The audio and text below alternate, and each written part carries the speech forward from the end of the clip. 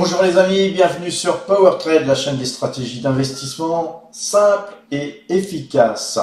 Nous allons aujourd'hui regarder le Bitcoin pour commencer et regardons d'abord une vue d'ensemble depuis que moi je travaille sur cette valeur. Enfin, quand je dis je travaille, depuis que j'ai acheté moi cette valeur, que j'ai pris cette décision d'achat.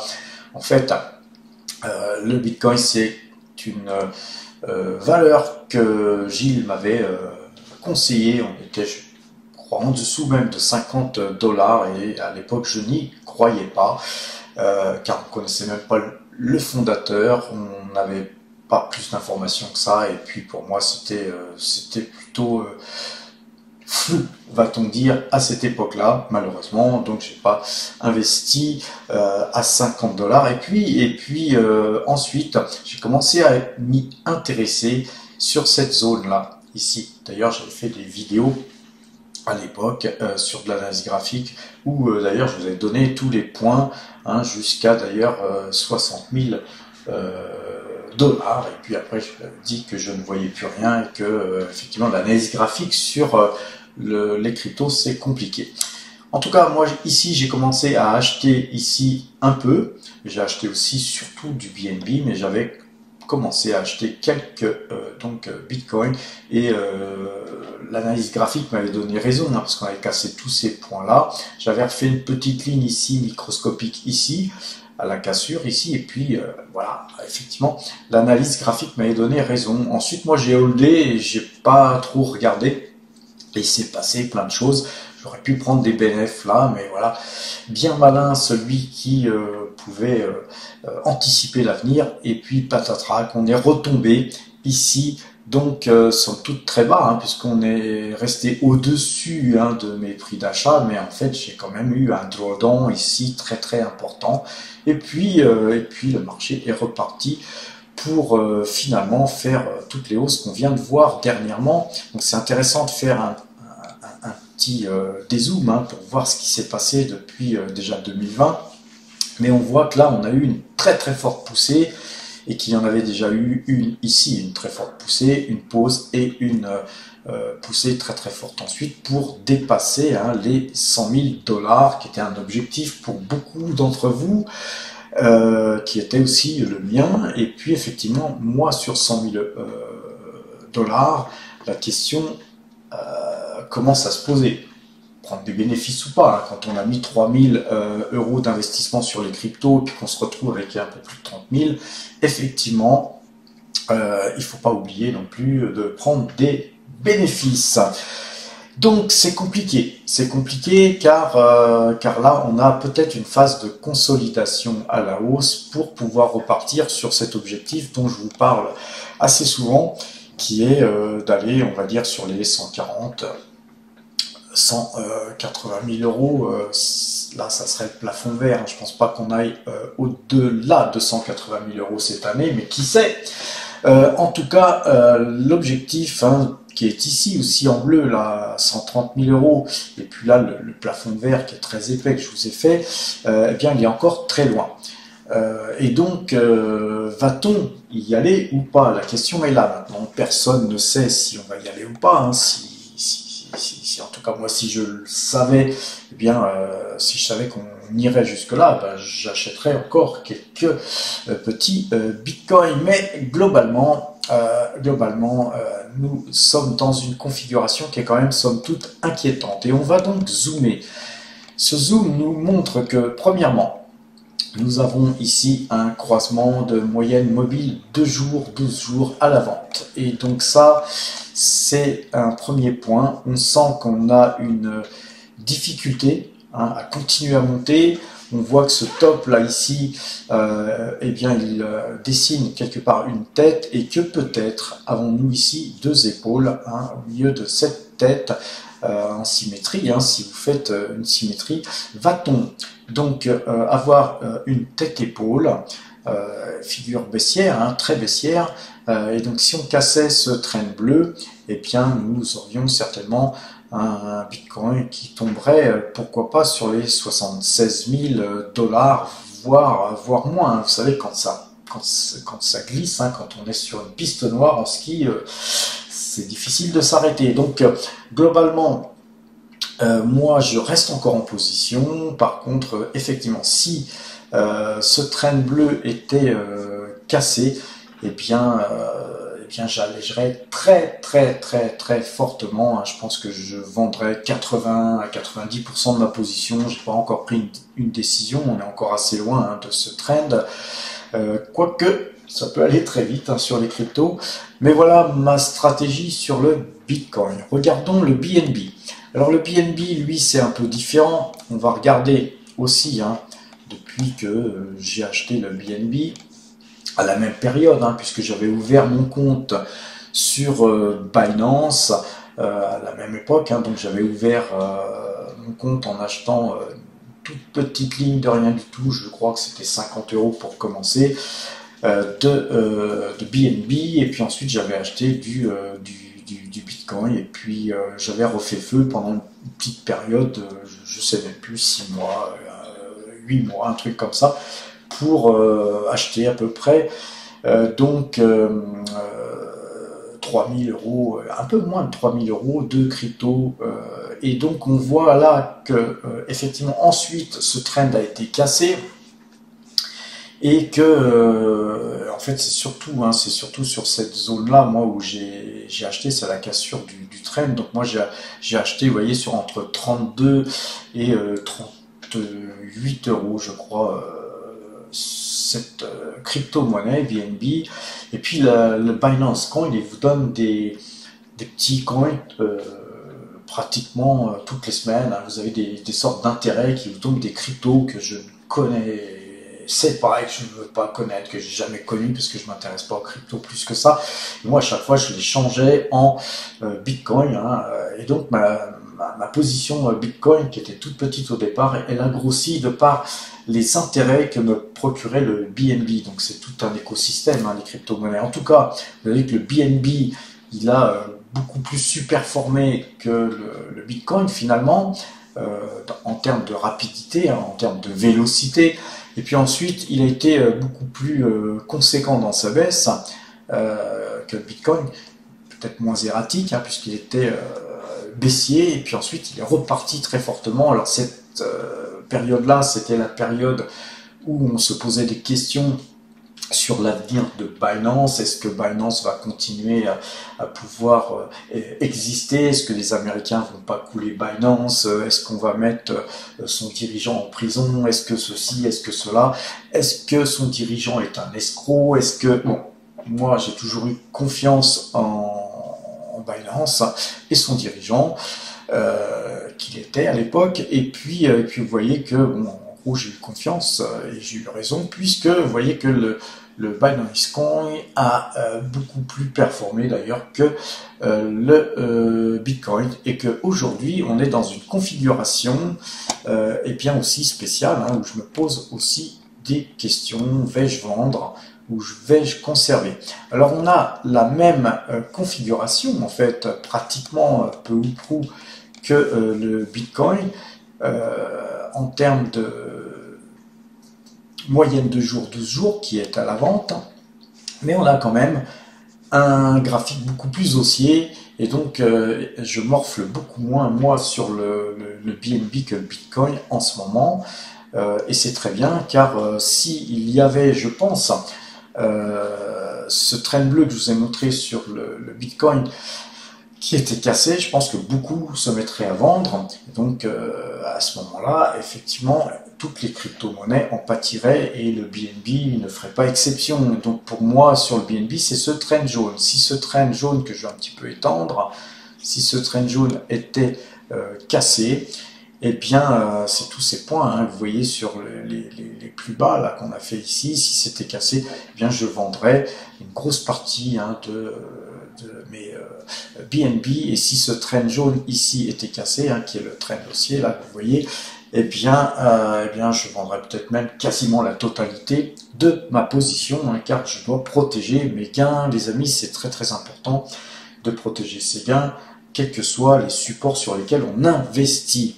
Sur le TH, eh bien, on a la même figure, on a toujours ce trend jaune là que je vous ai tracé, préalablement, mais même si on n'a pas une tête-épaule, on a quand même quelque chose qui s'y ressemble très très fortement, hein. À la limite d'ailleurs c'est une tête-épaule, hein, si on compte ici cette petite épaule, donc c'est un peu une tête-épaule de Quasimodo, vais-je dire, mais c'est quand même une tête-épaule. D'ailleurs, plus on zoome, plus on voit une tête-épaule, hein. Donc après chacun il voit ce qu'il veut, mais en tout cas moi sur ce train jaune, eh bien, je vais dégager. Alors regardons, puisqu'il nous reste un peu de temps, regardons tout simplement le CAC 40, les amis, et regardons le CAC 40 long terme depuis 2020, même époque, hein, où justement j'investissais sur donc les crypto-monnaies en tant que novice. D'ailleurs, je suis toujours novice, hein, puisque moi j'ai juste holdé, j'ai rien fait de plus. Nous avons chacun sa spécialité, les amis.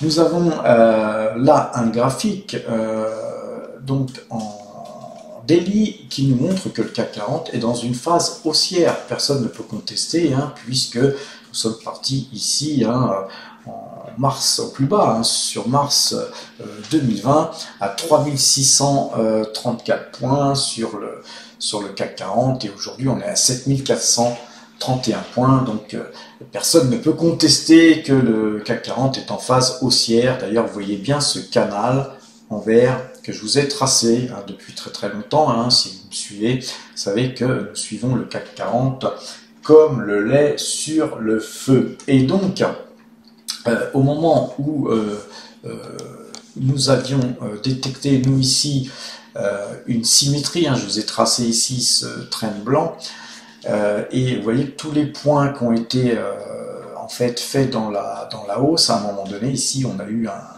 un double top, hein, avec des petits cercles en vert, et quand on est redescendu, moi j'ai observé qu'on retraçait exactement, pratiquement à quelques jours près, hein, on retraçait les mêmes points qu'on avait fait à la hausse, mais à la baisse. C'est-à-dire tout ce qui s'est passé, par exemple, ici, eh bien, on l'a retrouvé à la baisse ici.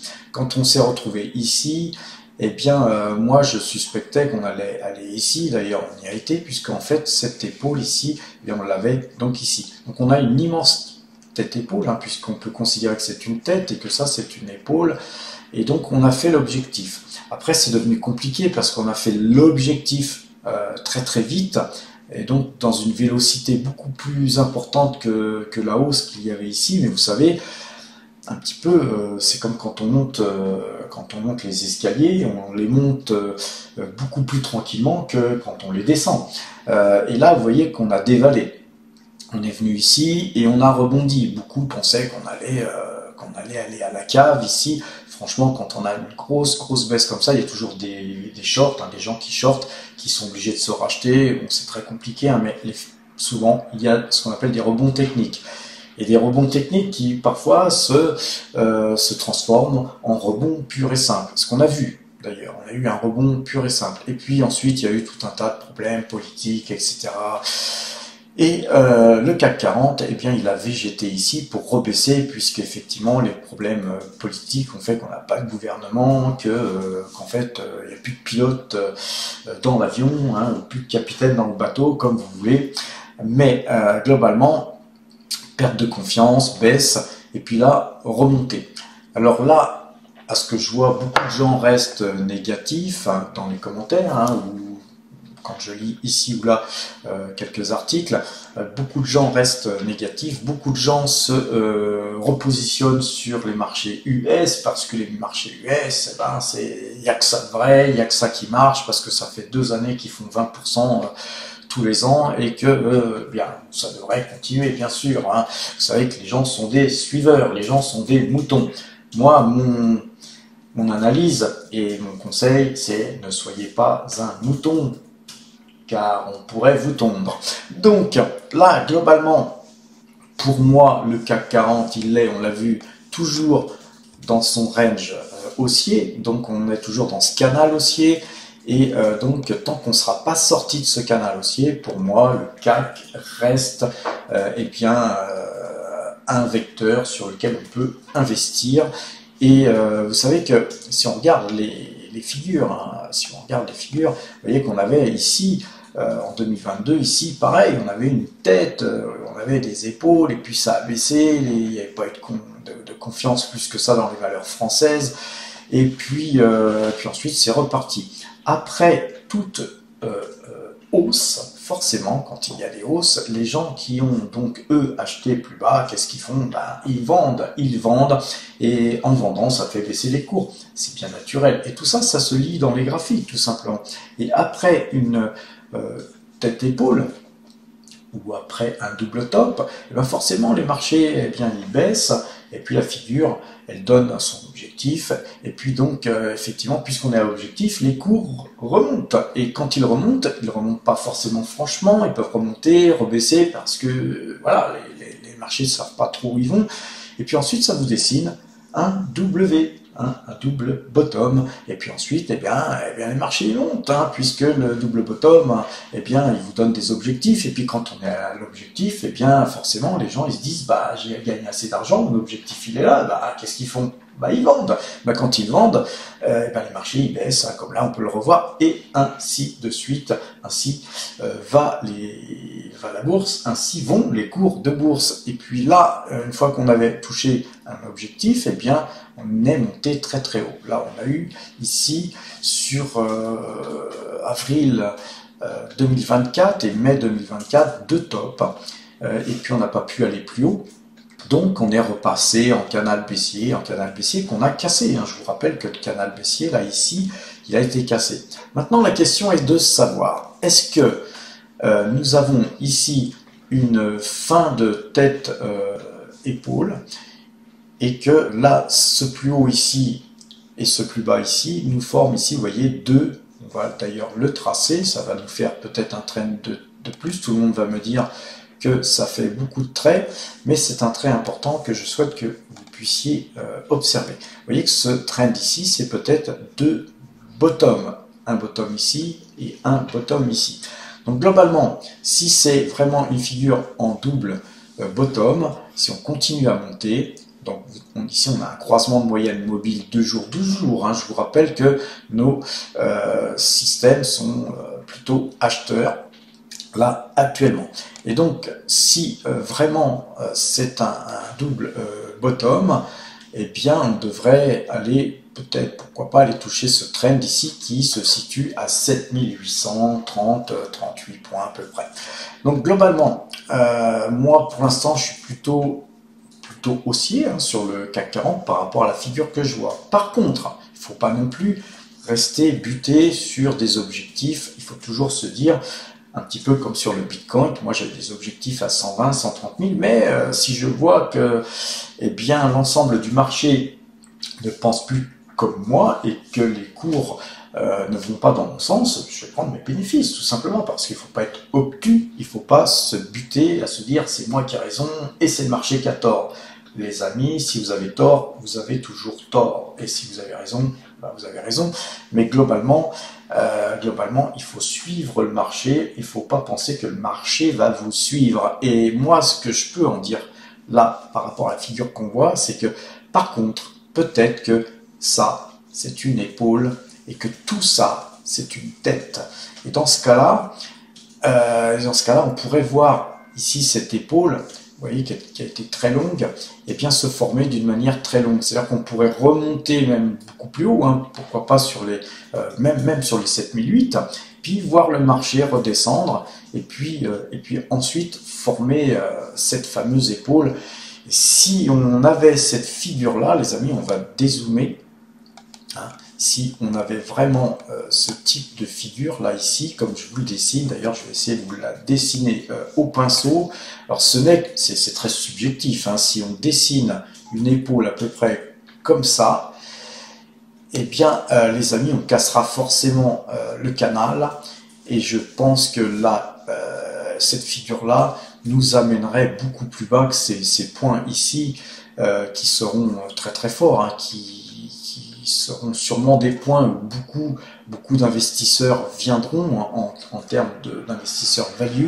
Par contre, ça voudrait dire que si on cassait ces points-là, en termes panique, on viendrait très certainement sur cette zone-là de 5624 points. Donc vous voyez qu'il faut être prudent, même si aujourd'hui, les cours affichés nous permettent de penser qu'on va aller plus haut. Je pense qu'on va aller plus haut, j'en suis convaincu, mais si cette figure se dessinait ainsi, eh bien je reverrai tout simplement ma stratégie. Alors, regardons le Nasdaq. Vous voyez que sur le Nasdaq, on n'a pas du tout une figure comme le CAC 40, et d'ailleurs sur le Nasdaq, je vais vous tracer tout simplement les éternelles figures qu'il faut tracer quand on fait de l'analyse graphique. Vous voyez que là, nous sommes tout simplement sur le DAX dans un canal haussier et on est sur le haut du canal. Donc lui, le DAX, il ne se pose pas de questions, c'est bullish. Sur l'or, alors l'or, les amis, nous sommes toujours, on va dézoomer, vous savez que sur l'or, le petit canal qui est en jaune, pour moi c'est le canal où les cours de l'or doivent se promener. C'est à mon sens, sur tous les points importants que j'ai tracés ici, ce sont des points sur lesquels le CAC 40 devrait tôt ou tard réintégrer le canal. Et là on est en plein dans le canal. Vous voyez, quand on était au-dessus du canal jaune, eh bien on a réintégré, et quand on était en dessous du canal jaune, on est revenu dans le canal. Donc pour moi, c'est une valeur, on va dire, plus ou moins intrinsèque de la vraie valeur du prix de l'or. Par contre, aujourd'hui, si on zoome, on s'aperçoit qu'on a une figure intéressante, puisque la dernière fois, je vous avais montré, et je vais remontrer ça sur la chaîne Matière à Profit. Vous savez qu'on a une chaîne dédiée aux mines d'or et à l'or, tout simplement, aux matières premières. Et vous voyez qu'on avait eu une cassure du diamant, puisque là on a un diamant, par le bas. Mais les cours ont été redessinés, puisqu'on a eu un mouvement de hausse ensuite, et puis là maintenant, donc on a redessiné le diamant, puis là maintenant ce diamant, eh bien il est encore cassé, il a été cassé donc vendredi, donc signal d'achat sur l'or, et c'est pour ça d'ailleurs que j'ai acheté Aya Gold. Allez voir la vidéo que je vous ai faite hier. Donc globalement sur l'or c'est bullish, moyenne 2 jours, 12 jours à l'achat. Vous voyez qu'on a cassé le diamant, donc globalement les objectifs c'est plutôt de revenir sur le haut du canal haussier, du canal qui est vraiment pour moi la valeur de l'or, la vraie valeur de l'or. Elle doit osciller entre, on va dire actuellement, entre 2500 $ l'once et 2870 $ l'once. Donc vous allez me dire oui c'est beaucoup, mais voilà, c'est l'analyse graphique qui veut ça. Donc quand on est haussier, on vise le haut, et puis quand on est baissier, on essaye de vendre avant que ça vienne rebondir là-dessus ou voire casser ce point.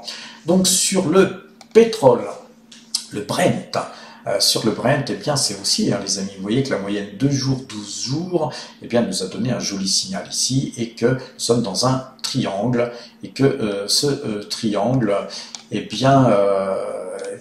pourrait être cassé par le haut, visiblement. En tout cas, moi, c'est ce que je joue. Sur le Nasdaq, là, ça fait pas le figure, les amis. Pour ceux qui ont investi beaucoup sur les valeurs américaines, moi, j'aurais qu'un conseil à vous donner, c'est méfiez-vous. Méfiez-vous, ne soyez pas trop confiants. La confiance pourrait vous tuer. Globalement, nous sommes vendeurs. Là, on a un signal de vente, moyenne 2 jours, 12 jours. Nos algorithmes que Enrico nous calcule sur le Discord tous les jours sont vendeurs.